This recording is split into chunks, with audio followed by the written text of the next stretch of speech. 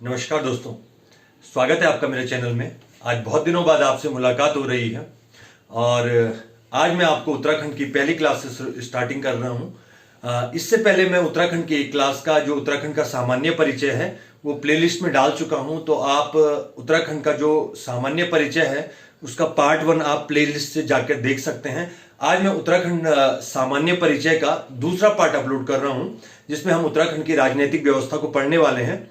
इसके बाद मैं उत्तराखंड को ही कंटिन्यू करने वाला हूं हर वेडनेसडे और संडे को। इसके बाद साहित्यिक स्रोत, परमार वंश, चंद राजवंश, गोरखा और ब्रिटिश, ये लगातार कंटिन्यू मैं ये सीरीज करने वाला हूं उत्तराखंड की।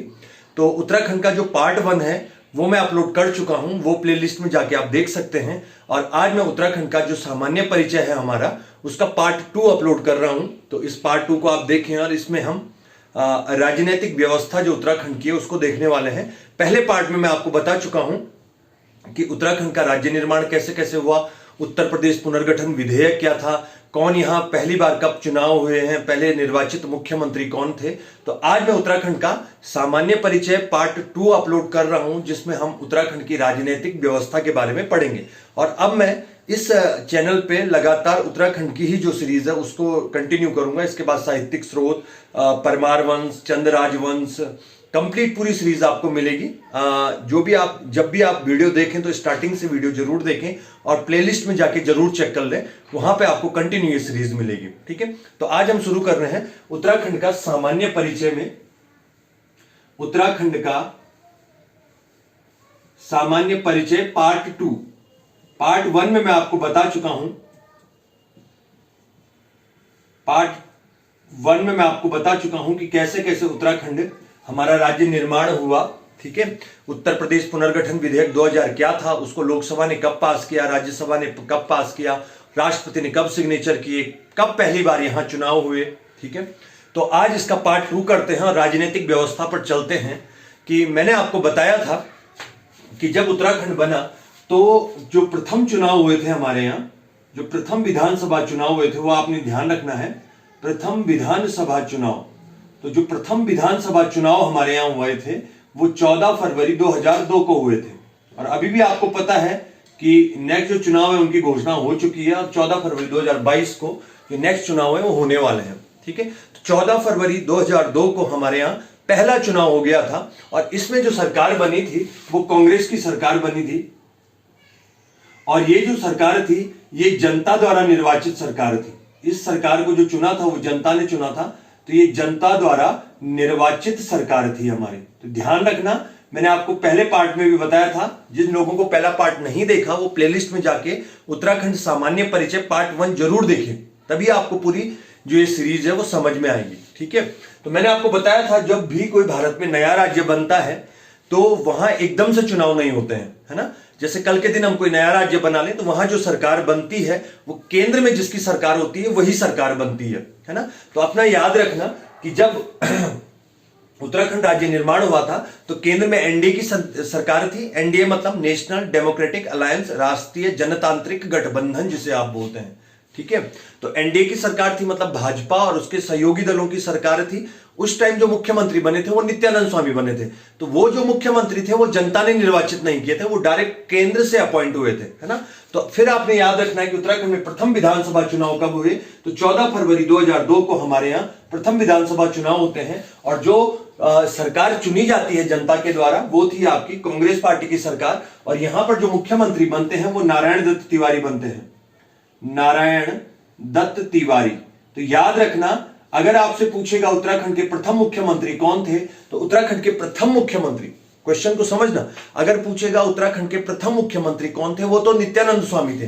पर अगर आपसे पूछ लिया उत्तराखंड के प्रथम निर्वाचित मुख्यमंत्री कौन थे, यहां पे क्वेश्चन बदल गया। अगर उसने निर्वाचित शब्द जोड़ दिया तो अगर आपसे पूछेगा उत्तराखंड के प्रथम निर्वाचित मुख्यमंत्री कौन थे तो आपका आंसर होगा एनडी तिवारी। ठीक, तो उत्तराखंड के प्रथम मुख्यमंत्री कौन थे, तो नित्यानंद स्वामी। पर अगर कहीं पूछ लिया आपसे उत्तराखंड के प्रथम निर्वाचित मुख्यमंत्री कौन थे, तो उत्तराखंड के जो प्रथम निर्वाचित मुख्यमंत्री थे वो थे आपके नारायण दत्त तिवारी। याद रखना, जो नारायण दत्त तिवारी है वो आपके एकमात्र मुख्यमंत्री जिन्होंने अपना टेन्योर पूरा किया, मतलब 2000, 2005, 2002 से लेकर 2007 तक, मतलब एकमात्र मुख्यमंत्री हैं जिन्होंने 5 वर्ष का कार्यकाल पूरा किया है। नहीं तो अभी तक 11 मुख्यमंत्री हो चुके हैं, ठीक, और किसी ने भी अपना 5 साल का कार्यकाल पूरा नहीं किया है। तो आपसे पूछेगा एकमात्र मुख्यमंत्री जिन्होंने अपने 5 साल का कार्यकाल पूरा किया है वो कौन है, तो वो एनडी तिवारी हैं। ठीक है, तो यहां से 2 क्वेश्चन याद रखना। एक तो उत्तराखंड के प्रथम निर्वाचित मुख्यमंत्री कौन थे, तो उत्तराखंड के जो प्रथम निर्वाचित मुख्यमंत्री थे वो थे नारायण दत्त तिवारी, एनडी तिवारी। और एकमात्र मुख्यमंत्री, अभी तक जितने भी मुख्यमंत्री हुए हैं, एकमात्र मुख्यमंत्री जिन्होंने अपना 5 वर्ष का कार्यकाल पूरा किया है तो वो है आपके एनडी तिवारी, नारायण दत्त तिवारी। ठीक हो गया, तो यहां तक मैंने आपको शायद लास्ट में भी बता दिया था। अब आते हैं हम अपनी राजनीतिक व्यवस्था में कि कैसे कैसे उत्तराखंड में विधानसभा है, लोकसभा है, राज्यसभा की क्या स्थिति है। इससे भी आपका एक क्वेश्चन पूछेगा। तो देखो, विधानसभा की जो स्थिति है हमारे यहां, उसको आप ध्यान रखना कि अगर आपसे पूछता है कि टोटल हमारे पास 13 जिले हैं, ये ध्यान रखना। उत्तराखंड में टोटल कितने जिले, अच्छा जिलों से ध्यान रखना। 2 मंडल है हमारे यहां, एक गढ़वाल मंडल, एक कुमाऊं मंडल। ठीक, गढ़वाल मंडल में 7 जिले हैं, कुमाऊं मंडल में 6 जिले हैं। यहां पे ध्यान रखना, अगर आपसे पूछता है कि उत्तराखंड का सबसे उत्तरी जिला कौन सा है, सबसे पूर्वी जिला कौन सा है, सबसे दक्षिणी जिला कौन सा है, तो याद रखना अगर आपसे पूछता है उत्तराखंड का सबसे उत्तरी जिला कौन सा है तो उत्तरकाशी। ये आप ध्यान रखेंगे, ये भी क्वेश्चन पूछेगा आपसे कि उत्तराखंड का सबसे उत्तरी जिला कौन सा है, सबसे उत्तर में स्थित जिला कौन सा है, तो वो आपका कौन सा है, उत्तरकाशी है। अगर आपसे पूछेगा उत्तराखंड का सबसे दक्षिणी जिला कौन सा है, दक्षिणी जिला, तो आपको याद रखना है वो है उधम सिंह नगर, यूएस नगर उत्तराखंड का सबसे दक्षिणी जिला है। अगर आपसे पूछेगा उत्तराखंड का सबसे पूर्वी, सबसे ईस्ट में कौन सा है, तो सबसे पूर्वी जिला आपका पिथौरागढ़ है, पिथौरागढ़।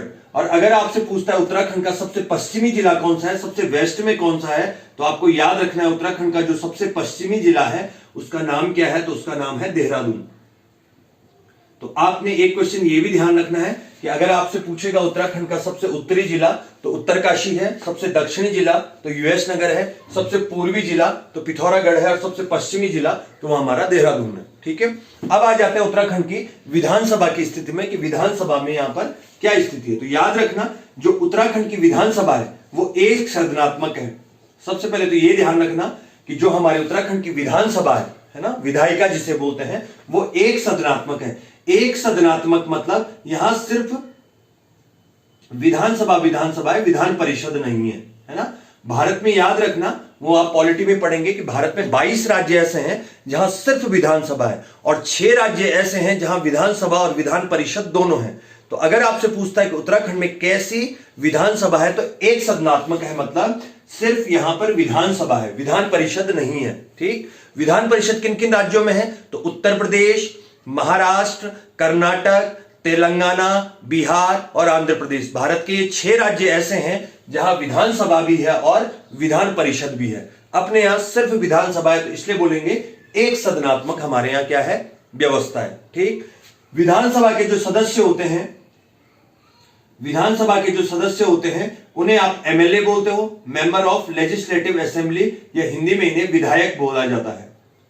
ठीक, तो याद रखना विधानसभा के सदस्यों को क्या बोला जाता है, तो विधानसभा के जो सदस्य हैं उन्हें इंग्लिश में तो MLA, member of legislative assembly, और हिंदी में उन्हें विधायक कहा जाता है। ठीक, तो याद रखना अपने 13 जिलों से, जो हमारे 13 जिले हैं, 13 जिलों से 70 विधायक चुन के आते हैं, 70 एमएलए यहां आते हैं। ठीक, तो याद रखना टोटल एमएलए कितने हैं, टोटल विधायक कितने हैं, विधानसभा सदस्य, तो वो 70 हैं। पहले एक एंग्लो इंडियन भी हुआ करता था, पर अब एंग्लो इंडियन को खत्म कर दिया। अब एंग्लो इंडियन का जो प्रोसेस था वो खत्म हो चुका है। वो पॉलिटी में पढ़ेंगे कौन सा संविधान संशोधन था जिसके तहत एंग्लो इंडियन जो सीट थी उसको खत्म कर दिया गया, मतलब ब्रिटिश भारतीय जो नागरिक होता था, क्योंकि पहले 70+1 हम पढ़ते थे, है ना। एक एंग्लो इंडियन हुआ करता था जिसकी नियुक्ति राज्यपाल करता था, पर अब भारत सरकार ने संविधान संशोधन करके एमएलए जो एंग्लो इंडियन विधायक था उसकी सीट हटा दी है। तो आपको याद रखना है इनमें से कितने विधायक आते हैं, तो 70 विधायक आते हैं जो जनता चुन के लाती है उत्तराखंड में। ठीक है, तो क्या क्या याद रखा, उत्तराखंड की जो विधानसभा है वो एक सदनात्मक है, मतलब एक ही सदन है, उसमें सिर्फ विधानसभा। टोटल कितने मेंबर है हमारी विधानसभा में, तो 70 मेंबर है। ठीक है, तो 70 विधायक 13 जिलों की जनता चुनकर भेजती है। ठीक है। अगली बात याद रखना कि इन 70 सीटों में से रिजर्व कितनी है, मतलब आरक्षित सीटें कितनी है। तो आपको याद रखना है इन 70 सीटों में से, इसको ध्यान रखना, यहां पे बड़ा कंफ्यूजन हो जाते हैं आप, ठीक है। टोटल कुल 70 में से 15 सीट रिजर्व करी गई हैं, 15 सीट आरक्षित हैं। तो याद रखना टोटल 70 विधायकों में से, 70 विधानसभा सीटों में से कितनी सीटें रिजर्व करी गई हैं, किसके लिए रिजर्व है वो अभी पढ़ेंगे, पर टोटल कितनी सीटें रिजर्व हैं, 15 सीटें रिजर्व हैं। इन 15 में से ध्यान रखना जो 13 सीटें हैं, जो 13 सीटें हैं वो अनुसूचित जाति के लिए, शेड्यूल्ड कास्ट के लिए क्या है, आरक्षित हैं। अनुसूचित जाति जिसे आप शेड्यूल्ड कास्ट बोलते हैं, ठीक। तो 15 सीटें, 15 में से 13 सीटें किसके लिए आरक्षित हैं, अनुसूचित जाति के लिए आरक्षित हैं। तो देखो क्वेश्चन ध्यान से समझना, अगर आपसे पूछेगा उत्तराखंड विधानसभा में कुल कितनी सीटें आरक्षित हैं, तो कुल सीटें 15 आरक्षित हैं, 15 रिजर्व सीटें हैं। 15 में से आपसे पूछेगा कि अनुसूचित जाति के लिए कितनी है, तो 13 सीटें अनुसूचित जाति के लिए आरक्षित की गई हैं। अगर आपसे पूछता है कि जो 2 सीटें और बची, 13 और 2 15, तो जो 2 सीटें आरक्षित की गई हैं वो शेड्यूल्ड ट्राइब्स के लिए, मतलब अनुसूचित जाति जनजाति के लिए रिजर्व की गई हैं। ये अनुसूचित जनजाति के लिए क्या करी गई हैं, रिजर्व करी गई हैं। तो 13 और 2 टोटल 15 सीटें होंगी, ठीक। तो कुल पूछेगा तो कुल 15 सीटें रिजर्व हैं, ठीक। 70 में से 15 सीटें आपकी रिजर्व की गई हैं। 15 में से फिर पूछेगा तो 13 सीटें अनुसूचित जाति शेड्यूल कास्ट के लिए रिजर्व की गई हैं, और जो 2 सीटें हैं वो अनुसूचित जनजाति के लिए, मतलब शेड्यूल्ड ट्राइब्स के लिए क्या की गई हैं, रिजर्व की गई हैं, ठीक है। तो इतना आप स्क्रीनशॉट ले लीजिए इसका, या इसको आप कॉपी कर दीजिए, जो भी आप कर रहे हैं, ठीक है। तो 13 अनुसूचित जाति के लिए और 2 अनुसूचित जनजाति के लिए, टोटल 15 सीट रिजर्व है, ठीक है। चलो अब आगे बढ़ते हैं। तो देखो जो 13 सीटें हैं वो तो हम डिस्ट्रिक्ट में कवर कर लेंगे जब हम जिला सीरीज पढ़ेंगे कि कौन सी, जैसे हरिद्वार से कितनी सीटें आरक्षित हैं, टिहरी से कि कौन सी सीट आरक्षित है, जैसे जैसे हम डिस्ट्रिक्ट पढ़ेंगे। पर जो 2 अनुसूचित जनजाति के लिए रिजर्व है, शेड्यूल्ड ट्राइब्स के लिए जो रिजर्व है, अनुसूचित जनजाति के लिए जो 2 सीटें रिजर्व हैं, उनको आपने ध्यान रखना, वो आपसे पेपर में पूछेगा। तो याद रखना इनमें से एक है चकरौता विधानसभा जो देहरादून डिस्ट्रिक्ट में पड़ती है आपकी, एक ये रिजर्व है शेड्यूल्ड ट्राइब्स के लिए, और दूसरी आपकी नानकमत्ता। तो नानकमत्ता आपका यूएस नगर डिस्ट्रिक्ट में हो गई। तो याद रखना अनुसूचित जनजाति के लिए कौन सी सीट रिजर्व की गई हैं, तो 2 सीटें अनुसूचित जनजाति के लिए रिजर्व हैं। इनमें से एक सीट है आपकी चकरौता जो देहरादून डिस्ट्रिक्ट में आती है, और एक सीट है आपकी नानकमत्ता जो यूएस नगर में आती है, ठीक है। देखो अनुसूचित जाति और जनजाति में अंतर क्या होता है, तो अनुसूचित जाति क्या होती है, अनुसूचित जाति या शेड्यूल्ड कास्ट, ये वो लोग हैं जो हमारे साथ रहते हैं, हमारे जैसे कपड़े पहनते हैं, हमारे जैसे इनके त्योहार होते हैं, कुछ अलग नहीं होता इनसे। पर अनुसूचित जनजाति कौन होती हैं, ये अनुसूचित जनजाति मतलब ऐसी जातियां जो हमसे आज भी अलग रहती हैं, इनका अपना पहनावा होता है, अपने त्योहार होते हैं, सब कुछ इनका हमसे अलग होता है, तो उन्हें अनुसूचित जनजाति बोलते हैं। तो याद रखना आपने 1967 में 1967 में 1967 में उत्तराखंड की 5 जनजाति का दर्जा दिया गया। 5 जातियों को कौन कौन सी, तो उनमें से हैं जौनसारी, दूसरे हैं आपके थारू, तीसरे हैं आपके बोक्सा, चौथे हैं आपके भोटिया, और 5वें हैं आपके राजी। तो उत्तराखंड की 5 जातियों को जनजाति का दर्जा दिया गया कब, 1967 में। तो याद रखना ये जो 2 सीटें आरक्षित हैं ये इन्हीं के लिए हैं, तो चकरौता देहरादून में और नानकमत्ता यूएस नगर में। बाकी 13 सीटें अनुसूचित जाति के लिए आरक्षित हैं, वो जब डिस्ट्रिक्ट सीरीज पढ़ेंगे तो वहां पे हो जाएगा, ठीक है। तो टोटल 70 विधानसभा सीट, 70 में से 15 है आरक्षित, 15 में से 13 सीटें अनुसूचित जाति के लिए और 2 सीटें अनुसूचित जनजाति के लिए। अनुसूचित जनजाति के लिए जो सीटें रिजर्व की गई हैं वो हैं चकरौता, देहरादून और नानकमत्ता यूएस नगर। फिर आपने याद रखना है 1967 में उत्तराखंड की 5 जातियों को जनजाति का दर्जा मिला, वो है जौनसारी, थारू, बोक्सा, भोटिया और राजी, ठीक। तो ये थी हमारी उत्तराखंड में विधानसभा की स्थिति, ठीक है। आगे बढ़ते हैं और आते हैं अब लोकसभा में कि लोकसभा की क्या स्थिति है ना। लोकसभा से हमारे यहाँ कितनी सीटें जाती हैं, तो याद रखना जो उत्तराखंड में लोकसभा की सीटें हैं वो लोकसभा की 5 सीटें हैं, मतलब जो लोग दिल्ली जाते हैं आपके, तो लोकसभा के हमारे यहाँ 5 सीटें हैं। तो याद रखना ये 5 सीटें कौन कौन सी हैं, मतलब 70 तो विधानसभा क्षेत्र हो गए। अब इन्हीं 70 विधानसभा क्षेत्रों को 5 लोकसभा क्षेत्र में बांट दिया गया। मतलब लोकसभा क्षेत्र विधानसभा क्षेत्र से बड़ा होता है, ठीक। मतलब एक लोकसभा क्षेत्र में बहुत सारे विधानसभा क्षेत्र आ सकते हैं। तो याद रखना लोकसभा की 5 सीटें कौन कौन सी है। तो एक है टिहरी लोकसभा क्षेत्र, दूसरा है पौड़ी लोकसभा क्षेत्र, तीसरा है हरिद्वार लोकसभा क्षेत्र, चौथा है नैनीताल लोकसभा क्षेत्र, और 5वां है आपका अल्मोड़ा लोकसभा क्षेत्र। तो उत्तराखंड में आपसे पूछेगा लोकसभा की कितनी सीटें हैं, तो उत्तराखंड में लोकसभा की 5 सीटें। वो 5 सीटें कौन कौन सी हैं, टिहरी, पौड़ी, हरिद्वार, नैनीताल और अल्मोड़ा। वर्तमान समय में पांचों की पांचों लोकसभा सीट बीजेपी के पास है, भारतीय जनता पार्टी के पास है, ठीक। लोकसभा का जो मेंबर होता है उसे हम सांसद बोलते हैं, ठीक। इंग्लिश में से एमपी बोलते हैं, मेंबर ऑफ पार्लियामेंट, ठीक। विधानसभा के सदस्य को हम क्या बोलते हैं, उसे एमएलए बोलते हैं, मेंबर ऑफ लेजिस्लेटिव असेंबली, ठीक। जहां विधान परिषद होगी उनके सदस्यों को एमएलसी बोलेंगे, मेंबर ऑफ लेजिस्लेटिव काउंसिल, ठीक। तो अपने यहां सिर्फ विधानसभा है तो एमएलए। सांसद को क्या बोलते हैं, तो संसद के जो सदस्य होते हैं या लोकसभा के जो सदस्य होते हैं उन्हें सांसद बोलते हैं, और इंग्लिश में उन्हें मेंबर ऑफ पार्लियामेंट बोलते हैं। तो अपने उत्तराखंड में 5 लोकसभा सीटें हैं। ये 5 लोकसभा सीटें कौन कौन सी हैं, टिहरी, पौड़ी, हरिद्वार, नैनीताल और अल्मोड़ा। इन पांचों के आपने सांसद भी याद रखने हैं, पांचों सीट बीजेपी के पास है। तो टिहरी से जो लोकसभा सांसद है वो है महारानी राजलक्ष्मी शाह। ये परमार वंश की हैं, ठीक। आपको पता ही है परमार वंश के बारे में। तो महारानी राजलक्ष्मी शाह टिहरी से सांसद है। पौड़ी से अगर पूछेगा तो तीरथ सिंह रावत, ठीक। हरिद्वार से पूछेगा तो रमेश पोखरियाल। नैनीताल से पूछेगा तो अजय भट्ट, और अल्मोड़ा से पूछेगा तो अजय टम्टा। देखो ये इजी है, अजय टम्टा और अजय भट्ट, ठीक। तो याद रखना लोकसभा की कितनी सीटें हैं, तो लोकसभा की 5 सीटें हैं। ये जनता ही चुन के भेजती है, 13 डिस्ट्रिक्ट की जनता। टिहरी से महारानी राजलक्ष्मी शाह, पौड़ी से तीरथ सिंह रावत, हरिद्वार से रमेश पोखरियाल, नैनीताल से अजय भट्ट और अल्मोड़ा से अजय टम्टा। अब याद रखना कि अगर आपसे पूछता है कि लोकसभा की कौन सी सीट है जो आरक्षित की गई है, इन पांचों में से रिजर्व कौन सी सीट है, तो याद रखना इन पांचों में से जो अल्मोड़ा सीट है वो रिजर्व है हमारी। रिजर्व मतलब ये आरक्षित की गई है, और ये आरक्षित किसके लिए है, तो ये शेड्यूल कास्ट के लिए, एससी के लिए है, शेड्यूल कास्ट अनुसूचित जाति के लिए ये रिजर्व की गई है, ठीक है। तो ये हो गई लोकसभा की स्थिति। लोकसभा में टोटल 5 सीटें, 5 सांसद यहां से चुन के जाते हैं दिल्ली। 5 कौन कौन, टिहरी, पौड़ी, हरिद्वार, नैनीताल, अल्मोड़ा। इन पांचों में से रिजर्व कौन सी है, तो इन पांचों में से जो रिजर्व सीट है वो है हमारी अल्मोड़ा, जहां से सांसद है अजय टम्टा। और ये जो सीट है आपकी, ये किसके लिए आरक्षित की गई है, शेड्यूल कास्ट के लिए, अनुसूचित जाति के लिए ये क्या की गई है, रिजर्व की गई है, ठीक। तो ये थी लोकसभा की।